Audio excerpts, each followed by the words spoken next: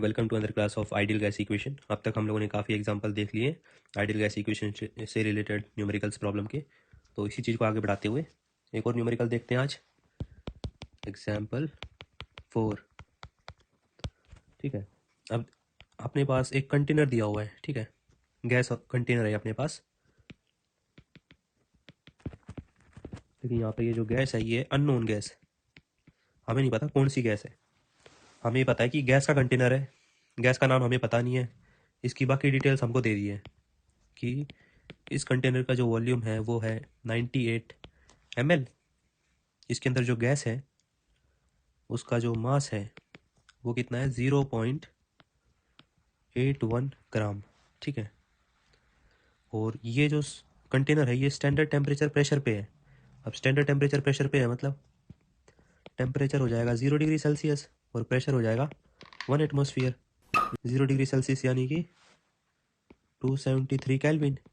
ठीक है, अब यहाँ से अपने पास टेम्परेचर भी है, प्रेशर भी है, वॉल्यूम भी है। ठीक है, तो एक तो इस क्वेश्चन को ये करने का एक तरीका है कि भाई एम दिया हुआ है अपने को, एन निकालना है। ठीक है, जब एन निकल जाएगा उसके बाद क्या करेंगे हम, एन इज इक्वल्स टू होता है स्मॉल एम बाई एम, और यहाँ पर हम एम को फाइंड आउट कर लेंगे रीअरेंज करके। ठीक है, एन बाई एम करके मोलर मास निकाल लेंगे गैस का। ठीक है, और जब मोलर मास निकल जाएगा तो आप आइडिया लगा लेना कि भैया इस गैस का ये हो सकता है। ठीक है, तो एक तो अप्रोच ये है कि P V is equals to N R T. Pressure है आपके पास 1 ATM, वॉल्यूम है आपके पास 98 eight into 10⁻³ litre. Number of moles आप निकाल लोगे, आर की वैल्यू क्या हो जाएगी यहाँ पर 0.082 into 0.082 atmosphere litre divided by mole kelvin. Temperature है आपके पास 273 केल्विन। एक तो ये तरीका है, आप इस तरीके से निकाल सकते हो, कन्वेंशनल अप्रोच। ठीक है, लेकिन आप इस क्वेश्चन को बड़े ही फास्ट तरीके से करना चाहते हो तो आपके पास लास्ट क्लास में हमने देखा था एक चीज़ को कि जो आपके पास 1 मोल है वो किसके बराबर होता है, वो होता है इक्वल्स टू 22.4 लीटर। तो बस इसी कॉन्सेप्ट को आप यूज़ कर सकते हो यहाँ पर ऐसे वाले क्वेश्चन में। इसको ले आओ इधर लेफ्ट साइड में, लीटर को लेफ्ट साइड में ले आए इस लीटर को, तो हो गया 22.4 लीटर। अब इसको इक्वेट करोगे तो यहाँ भी तो सेम यूनिट होगी, मोल बटे में लीटर। तो आपको इस सिस्टम के लिए देखो, इस सिस्टम के लिए आपको क्या दे रखा है, वॉल्यूम दे रखा है कितना 98 ml। 98 ml, अब 98 ml को आप ऐसे भी लिख सकते हो 0.098 लीटर, एक ही बात है। या फिर आप इसको ऐसे लिखो 98 इंटू 10⁻⁻3, या फिर आप इसको डेसिमल फॉर्म में लिखो 0.098 लीटर।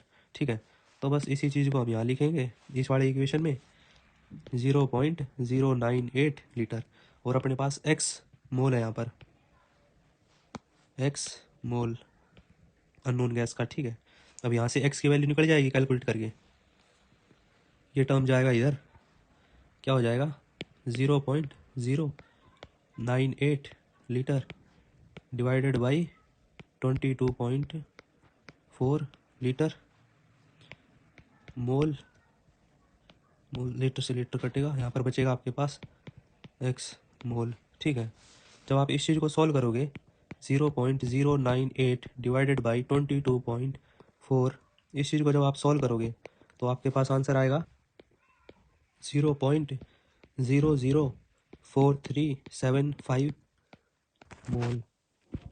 ये मोल आ गई उस गैस की, अननोन गैस की। ठीक है,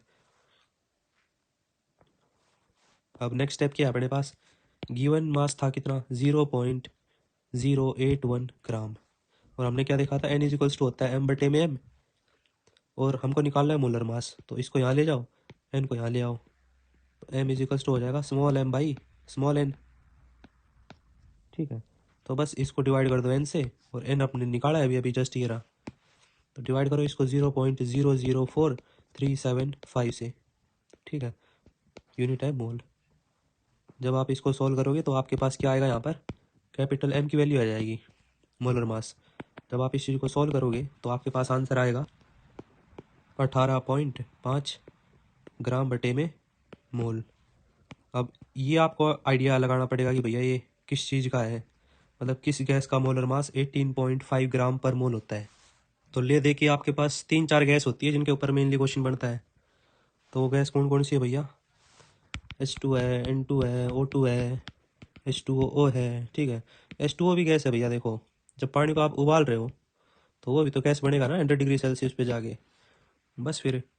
और H2O है अपने पास 2 × 1 + 16, क्या हो गया ये 18, बस 18 है इसका। अब ये मत कहना कि सर आंसर तो 18.5 आ रहा है, अरे इतना कम बत्ती होता रहता है सर। तो ये क्या हो जाएगा, H2O गैस है यहाँ पर, जो अननोन गैस है अपने पास। बाकी मजाक कर रहा था मैं, वो तो कम बत्ती का, ठीक है। बाकी आपको कुछ ना कुछ हिंट दिया होगा क्वेश्चन में, या फिर जो भी गैस है ना नॉर्मली इन्हीं में से पाएगी आपको, और कुछ एग्जांपल्स हैं गैस के, आप देख लेना। कॉन्टेक्स्ट में चीज़ आएगी आपको, जो आपने पढ़ा है उसी में से आएगा सब कुछ, ठीक है। उम्मीद है आपको आज की क्लास समझ में आई होगी। Thank you.